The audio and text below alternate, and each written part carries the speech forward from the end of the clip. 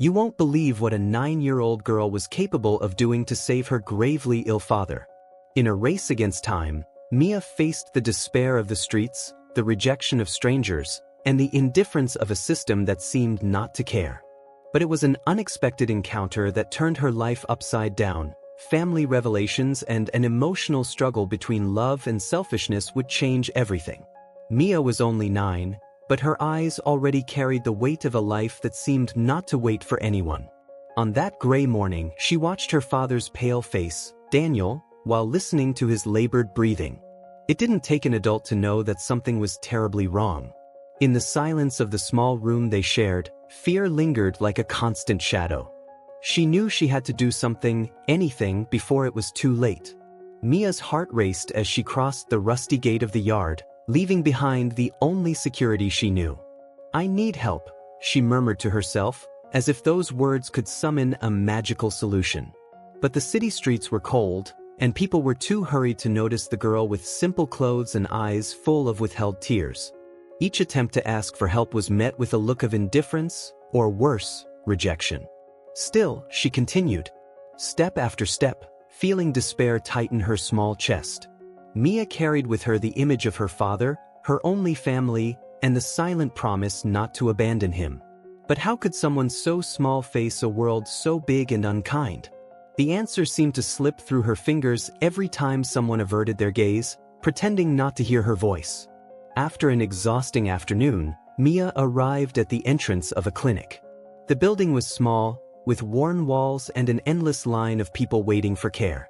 Desperation grew within her, but there was also a thread of determination keeping her standing. She pressed her lips together and, with the little she had, registered for an emergency appointment for Daniel. The tired look from the receptionist was just another reminder that she was only a child fighting a system bigger than herself. When she finally got her father admitted, the news hit like a blow. Daniel had a rare disease that required specific, expensive treatment. The doctor explained everything in a pragmatic tone, as if listing the items in a recipe. To Mia, every word sounded like a verdict of helplessness. But what could she do? There was no choice but to fight, even if everything seemed impossible. Back in the modest room, Mia watched her father sleeping, his face marked by suffering.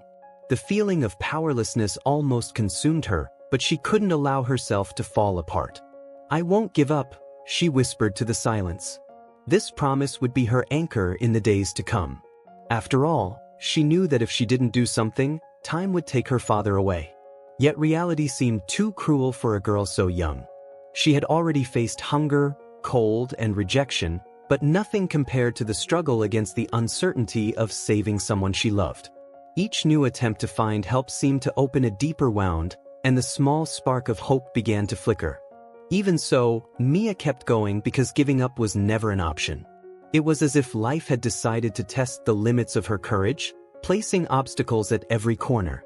Mia, with her hesitant steps, was a lost figure among the city's noise. But inside, something drove her forward, something she didn't yet fully understand. A determination that didn't belong to a child but to someone who knew that love could move mountains. At dusk, as she walked back home, Mia looked at the sky. The stars seemed as distant as the solutions to her problems. But somehow, their glow reminded her that even on the darkest nights, there is light. That light was her father, her only family, and she knew she would fight for him to the end. Mia woke up the next morning with a mix of hope and exhaustion.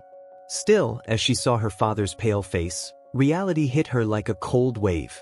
She was just a child, without resources, without anyone to turn to. The weight of responsibility was crushing, and for a brief moment, Mia thought about giving up. "What can I do? I don't even know where to start," she whispered as tears threatened to fall. The streets no longer seemed as inviting as the day before. Every closed door and every averted look made her question if her courage was enough. What if no one helped? What if it was too late? These thoughts echoed in her mind like thunder, leaving her paralyzed for minutes that felt like hours. Despair wasn't just a feeling, it was a constant, overwhelming presence. Mia returned to the small room, tasting the bitter flavor of helplessness. She sat on the floor, looking at her small hands worn by the cold. "I can't do it," she repeated softly, as if saying it aloud would free her from responsibility. But something inside her refused to accept that idea. It was as if a flame insisted on burning, even in the middle of a storm. The memory of her mother, who had passed when she was just a baby, came to mind like a ghost. Would she have given up? She wondered.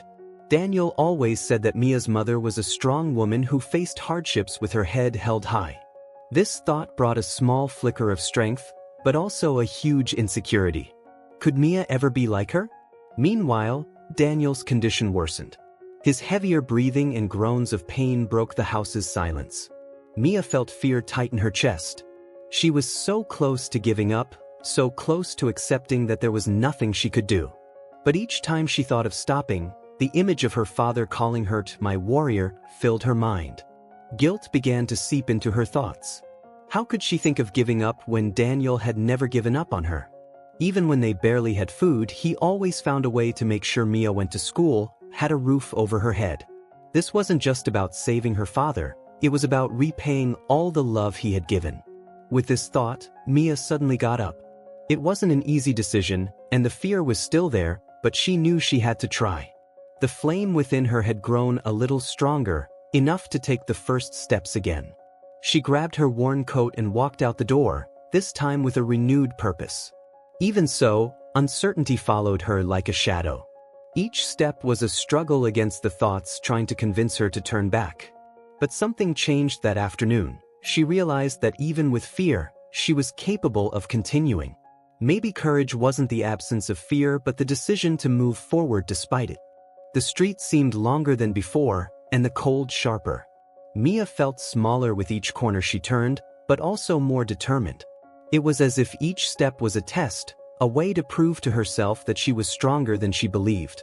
Despair still lurked, but she was beginning to understand that she wasn't alone. She had her own strength as company. It was on this journey, full of doubts and fears, that Mia encountered something unexpected. Or rather, someone. An elderly lady who needed help, standing in front of a bag too heavy to carry alone. While Mia hesitated to help the woman, something inside her pushed her forward. "Do you need help?" she asked in a voice barely audible above the street noise. Claire, an elderly woman with a weary expression, looked at the girl with surprise and a gentle smile. "Oh dear, these old bones can't carry that much weight anymore," she replied, pointing to the bag full of fruits and vegetables.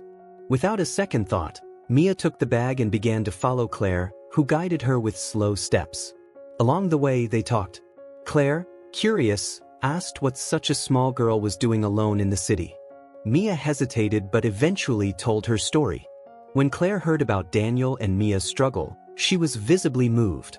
"You have rare courage, girl. Perhaps too much for your age," she said, admiringly. When they reached Claire's home, a small, cozy residence in the oldest part of town, the woman invited Mia in. It was a simple offer, but it felt monumental to the girl, who felt the cold and exhaustion weighing on her shoulders. While Claire prepared tea, Mia looked around, marveling at the cozy details of the house. It was a place that exuded care and stories. Claire placed a cup of hot tea in Mia's hands and sat across from her. "You're too young to carry such a heavy burden," she said, looking her in the eyes with a mix of compassion and determination. Mia felt tears burn in her eyes but didn't let them fall. "I have no choice," she replied, her voice filled with sadness. Claire held the girl's hand, and for the first time in a long while, Mia felt she wasn't completely alone. In the following days, Mia began to help Claire with small tasks, such as carrying bags and organizing the garden. In return, Claire gave her small amounts of money. It wasn't much, but it was enough to fuel a spark of hope. More than that, Claire became a kind of confidant, someone who listened to her concerns and encouraged her to keep going. It was during one of these conversations that Claire made an unexpected revelation. "I know someone who might be able to help you and your father," she said as she sliced an apple. Mia's eyes widened in disbelief. "He's a generous man, but complicated. It won't be easy to convince him, but I think you should try."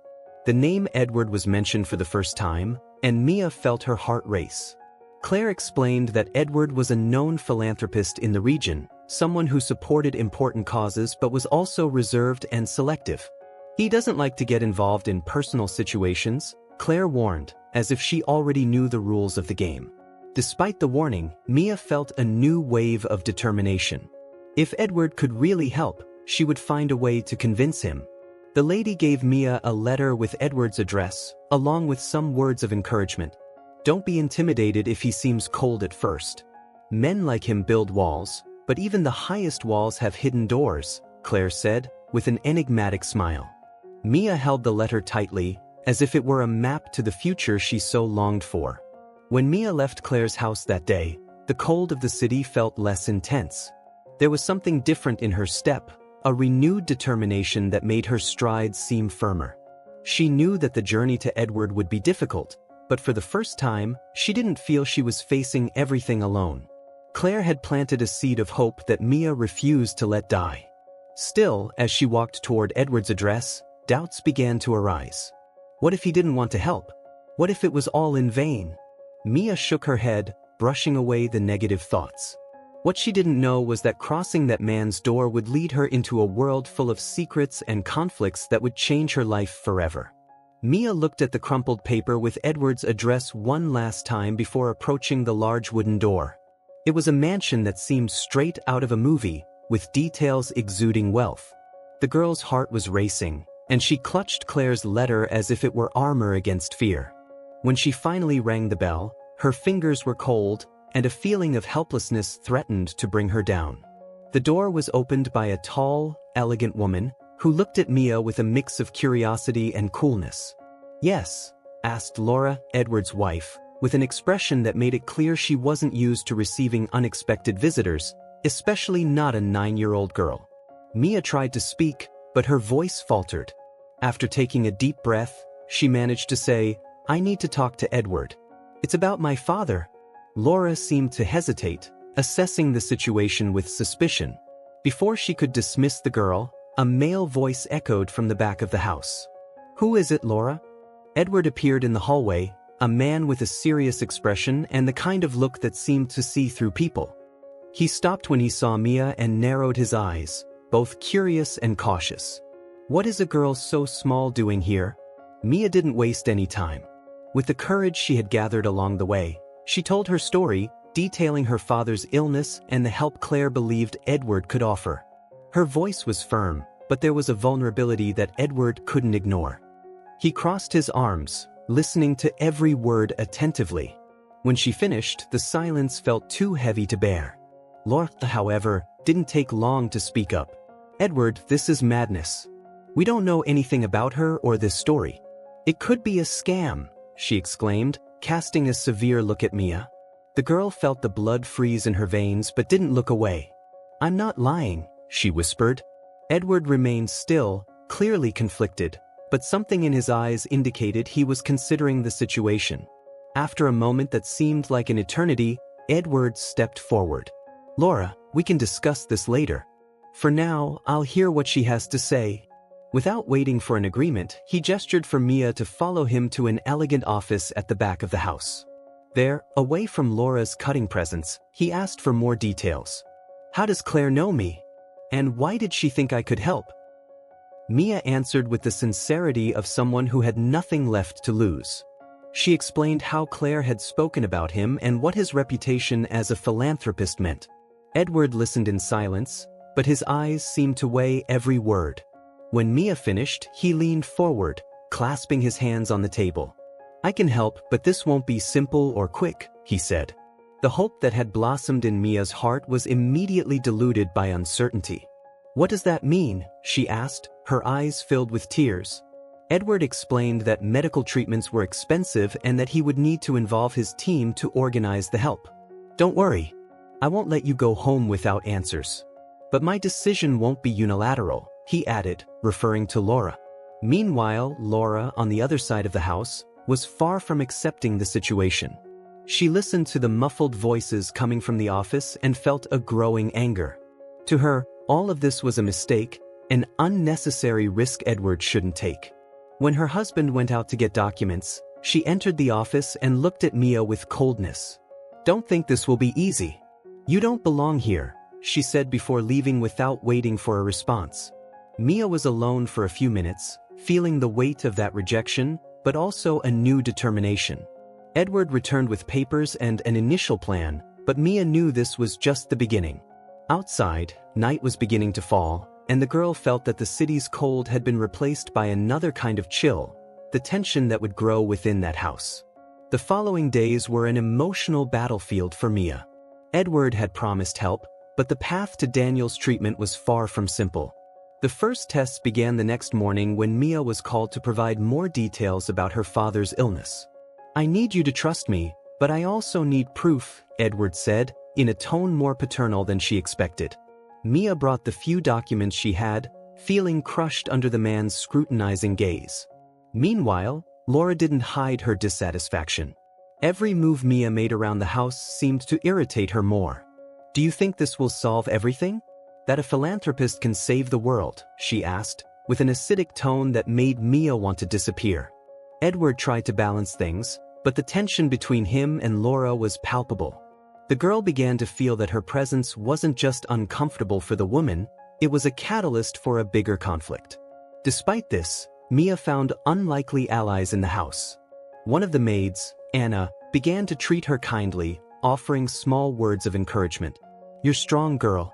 Don't let anyone take that away from you," she said once, while placing a bowl of hot soup in front of Mia. These simple words were a relief amidst the hostility Laura exuded. Claire also didn't disappear. Whenever she could, she called Mia or sent small notes with advice. "Don't forget why you started this journey. Love is stronger than any obstacle," she said in one of the messages. Claire was like an anchor for Mia, reminding her that there were people cheering for her. However, the words of support could only do so much amidst the growing weight of the situation. Laura, on the other hand, didn't give up on creating barriers. On one particularly tense night, she confronted Edward directly.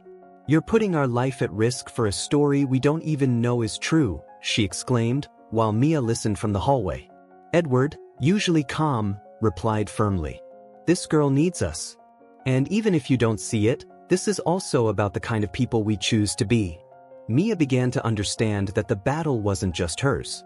Edward was facing an internal challenge, balancing his desire to help with the need to keep peace in his home. Meanwhile, Laura represented the type of rejection Mia feared most, a rejection that went beyond words and manifested in cold looks and cutting silences. The girl wondered if it was right to stay, causing so much chaos. But despite everything, there was progress. Edward managed to get Daniel transferred to a better clinic, where he would start receiving the necessary care. When Mia received the news, she felt a wave of relief, but also a pang of fear. The treatment was just the beginning, and Daniel's condition was still critical. Each visit to the hospital was a mixture of hope and despair. However, Daniel's recovery would not be quick, and Edward knew it. He began preparing Mia for the possibility of a long journey. "This will take time, but we need to be patient," he said, trying to hide the worry in his voice. Mia, even with a heavy heart, nodded. She knew patience was something she couldn't afford to lose. Meanwhile, Laura found new ways to show her resistance. "Edward, you're so involved in this that you don't see what you're losing," she said, referring to the comfortable and carefree life they had before Mia's arrival. But to Edward, each word from Laura was a reminder of what he wanted to change. "Sometimes, we need to step out of our comfort zone to do the right thing," he replied, increasingly determined. The days seemed endless, and the physical and emotional wear on Mia was becoming evident. Daniel had been hospitalized, but his response to treatment wasn't as fast as everyone had hoped. In the hospital, doctors spoke to Edward in technical terms that Mia couldn't understand, but the expression on Edward's face said it all. Things were far from improving. Mia felt that with each passing day, hope was drifting further away, leaving only despair in its place. That night, as Edward argued with Laura about the treatment costs, Mia overheard something that deeply shook her. "We're spending so much, and maybe there won't even be a happy ending," said Laura, in a tone mixing frustration and resignation. Mia, hiding behind the door, felt a crushing sense of guilt. For the first time, she began to wonder if her struggle was selfish, if she was only complicating the lives of everyone around her. Back at the hospital, Daniel's condition worsened. He had been unconscious for days, and doctors were talking about palliative measures. When Mia heard this, it was as if the world around her crumbled. "It can't be this way. I can't lose him," she murmured to herself, holding her father's cold hand. The tears finally escaped, something she had tried to avoid from the beginning. Edward, who had always maintained a firm stance, was also beginning to waver. He spent more time in the office, trying to find ways to fund the growing costs of the treatment, while Laura became more distant. Mia felt that the weight of the situation wasn't only on her but on everyone who had gotten involved. Yet this didn't console her. On the contrary, it made the guilt grow even more. One silent afternoon, Mia made a decision that felt inevitable. "I'm causing trouble," she thought as she looked at the worn bag that always accompanied her. That night, she wrote a letter to Edward and Claire, thanking them for everything they had done, but explaining that she couldn't keep asking so much. She placed the letter on Edward's desk and left the house before dawn, without making a sound. Back on the streets, Mia felt the emptiness of loneliness settle in. The cold felt crueler, the wind sharper, and the world bigger than ever. But as she walked, she also felt a sense of relief, as if, by giving up, she had lifted a huge weight off her shoulders. What she didn't know was that her departure would trigger a turning point that would change everything. When Edward found the letter the next morning, he was silent for a long time. Laura, upon reading the letter, showed a brief flash of remorse but quickly returned to her usual coldness. She did what she thought was best, she said, arms crossed. Edward, however, couldn't accept it. He knew he couldn't let Mia face it all alone. "I'm going to find her," he declared, with a determination Laura didn't dare contest. As Edward organized searches across the city, Mia wandered aimlessly, trying to ignore the hunger and exhaustion that grew with each passing hour. She still wondered if she had made the right decision but didn't have the energy to turn back. Deep down, she believed she was sparing everyone from more suffering. However, the universe seemed to have other plans. At the clinic, unexpected news brought a small spark of hope. Daniel had shown signs of improvement. It was a slow progress, almost imperceptible, but enough to reverse the doctor's pessimism. When Edward received the news, the first thing he thought of was Mia. She needed to know, needed to believe that her struggle hadn't been in vain. While the city buzzed with Edward's searches, Mia was only a few blocks from Claire's house, sitting on a park bench and watching people come and go. She was so absorbed in her thoughts that she almost didn't notice when a car stopped beside her. "Mia," called a familiar voice. Edward had finally found her. Mia looked at Edward with wide eyes, unable to believe he had actually found her. Her first reaction was shame for having run away, for having given up. "I couldn't stay. I was causing problems for everyone," she said, her voice trembling as she looked at the ground. Edward, with a serious but kind expression, knelt down to her level. "You didn't cause any problems, Mia. You brought hope, even if you can't see it right now." When Edward mentioned that Daniel had shown signs of improvement, Mia was motionless, as if the world had stopped for a moment. "What?" she whispered, her voice full of disbelief. He explained everything, the small progress the doctors noticed and the renewed hope that the treatment could work. The despair that had consumed Mia gave way to a mixture of relief and guilt. "I should be there with him," she said, biting her lip to hold back tears. Edward took her back to the hospital, where Mia ran to her father's room. Daniel still looked frail, but his breathing was more regular and the monitor showed stable signs. For the first time in days, Mia felt the weight on her chest lifting. She held his hand tightly, feeling warmth slowly return. "I'm here, Dit. I won't leave your side," she whispered, like a promise she was determined to keep. The doctors explained that Daniel's progress was a good sign but that there was still a long road ahead. Mia listened intently, holding Edward's hand as if she needed that connection to stay standing. "We can do this together," Edward said, with a reassuring tone that seemed to break any remaining resistance in Mia. For the first time, she believed that maybe she wasn't alone in this battle. While Mia spent her days by Daniel's side, Edward faced another battle at home. Laura, still uncomfortable with the situation, tried to convince him that they had done enough. "You saved her father. Isn't that enough?" she asked, exasperated. But Edward, with the same firmness as before, replied, It's not just about Daniel. It's about Mia. She deserves more than just surviving. Laura seemed torn between anger and exhaustion but began to realize that her resistance wouldn't change Edward's heart. Slowly, she started to soften, even though she still kept some emotional distance from Mia. For the girl, this meant yet another barrier slowly breaking down. One day, while Edward and Mia were talking at the hospital, he made a confession that left her speechless. "Mia, I suspect that you're my niece?" The girl's heart stopped for a moment. "My mother?" she asked, her voice hesitant. Edward explained that he had lost contact with his sister many years ago but that the resemblances between Mia and his family were undeniable. The revelation brought a new whirlwind of emotions. Mia felt anger, sadness, and a hint of hope all at once. "Why did no one ever tell me about you?" she asked, more to herself than to Edward. He had no answers, only the promise to find out everything he could. For Mia, this meant more questions than answers, but also a new connection that could change her life. As Daniel continued to improve, Mia and Edward began exploring this new possibility. Now, with Daniel recovering, Edward by her side, and the chance of a family bond being explored, Mia felt that life was finally changing. But this new hope was accompanied by uncertainties. What would her and Daniel's future be like? And more importantly, would Laura truly accept them as part of the family?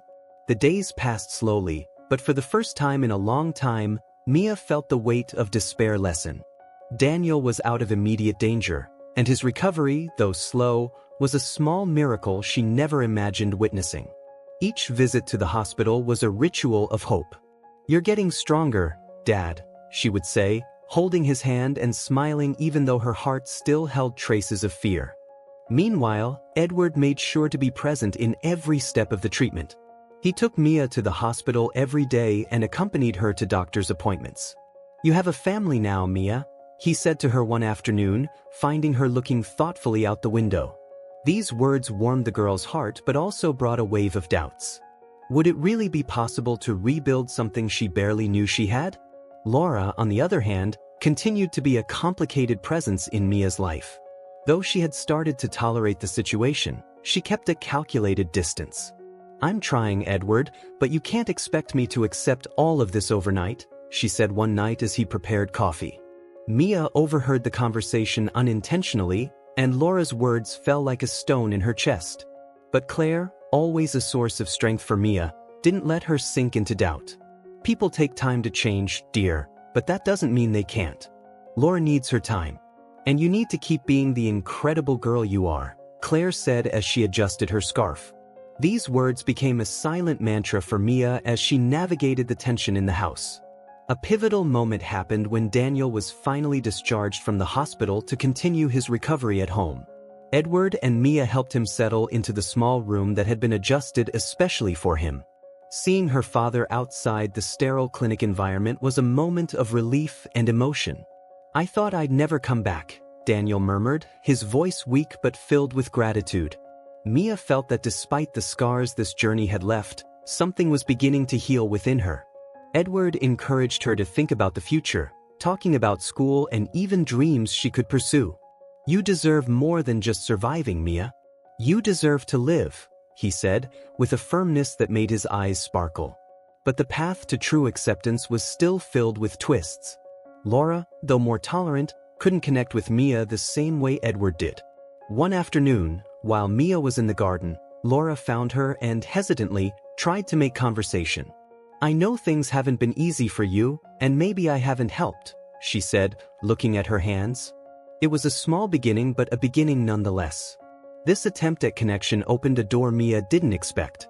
Though she still held grudges from Laura's harsh words, she began to see the woman in a new light.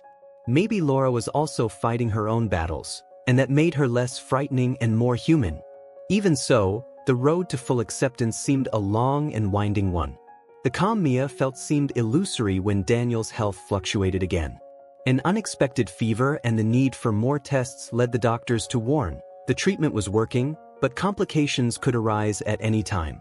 It was as if the universe was once again testing Mia's strength, who, though more mature and resilient, was still a child facing a giant.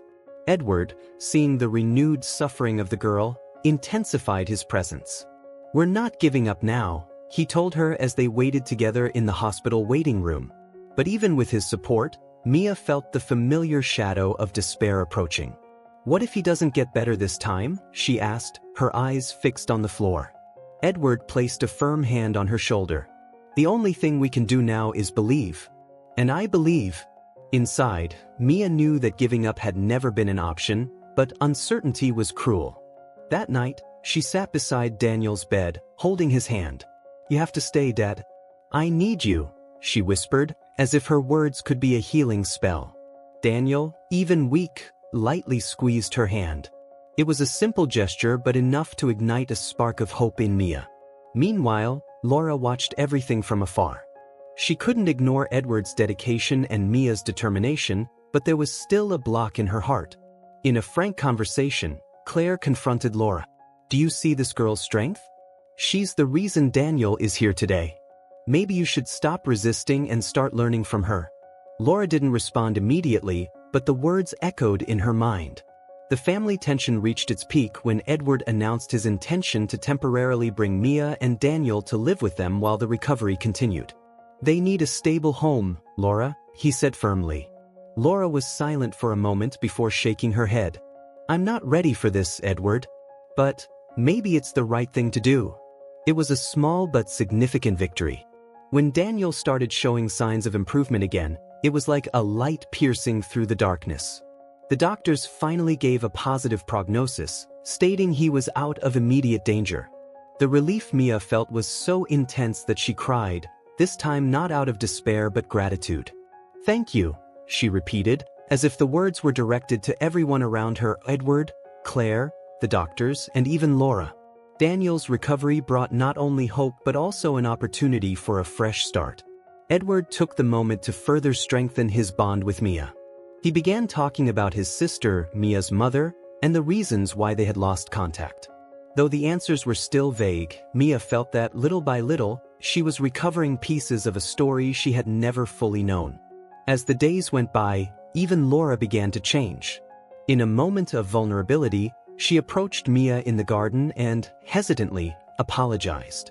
"I judged you and your father without understanding what you were going through. I was wrong. I hope we can start over." Mia, with a still hesitant heart, accepted the words. It was a small beginning but filled with meaning. Daniel, now stronger, began to spend more time out of the room, joining Mia and Edward in small activities. For the first time in a long time, they seemed like a family, not perfect but united by the trials they had faced together. Each laugh and conversation was a reminder that the resurrection wasn't only physical but emotional and spiritual. However, as Mia began to find stability, an unexpected letter arrived, bringing a new wave of uncertainties. It was a document about her mother's past, sent by an old family friend. Its contents promised answers but also stirred doubts Mia didn't know she had. Mia looked at the letter as if it were a key to a vault that could change everything. Edward, by her side, watched with the same curiosity mixed with apprehension. Daniel, now well enough to walk to the living room, sat beside Mia. "Maybe it's time to know more," he said, his voice weak but full of support. Mia opened the envelope slowly, feeling her heart race with each second of silence. Inside was an old photo and a handwritten note. The photo showed a younger Edward beside a woman Mia immediately recognized as her mother. The note was brief but direct. "Edward, I hope you find answers where I couldn't. Take good care of my daughter." Mia read those words repeatedly, trying to absorb their meaning. The mother she barely knew had trusted that one day she would find Edward. The impact of the letter was felt by everyone. Edward felt a mixture of regret and determination. "I should have looked for your mother sooner," he said, his voice thick with emotion. Laura, observing everything in silence, placed her hand on his shoulder for the first time in weeks, as a gesture of understanding. "You can't change the past, but you can make the future different," she said, with a softer tone than anyone expected. For Mia, the revelation was both an answer and a new question. Why had her mother left? What had kept her from telling Edward earlier? These doubts pulsed in her mind, but at the same time, she felt a renewed connection with her story. "She wanted me to be here," Mia said, holding the photo carefully. It was the first time she referred to her mother with a mix of pain and acceptance. The following days were about rebuilding for everyone. Edward began telling stories about his sister, filling gaps in Mia's memory. He brought photos, old letters, and even small objects her mother had left behind. These moments didn't erase the hardships they'd faced, but they offered a new kind of hope, a sense of belonging Mia hadn't known she needed. Laura, though still dealing with her own conflicts, made a sincere effort to connect with Mia and Daniel. One evening, during dinner, she suggested something no one expected. "Why don't we all stay together here? At least until we find a permanent solution." The offer caught Edward by surprise, but he smiled at Laura, silently thanking her for the initiative. Mia, on the other hand, felt her heart warm with the possibility of finally having a home. Life began to settle into a routine. Daniel, growing stronger each day, found a light job to keep him busy, while Mia resumed her studies with Edward's help. Claire, always present, continued to offer wise and loving advice.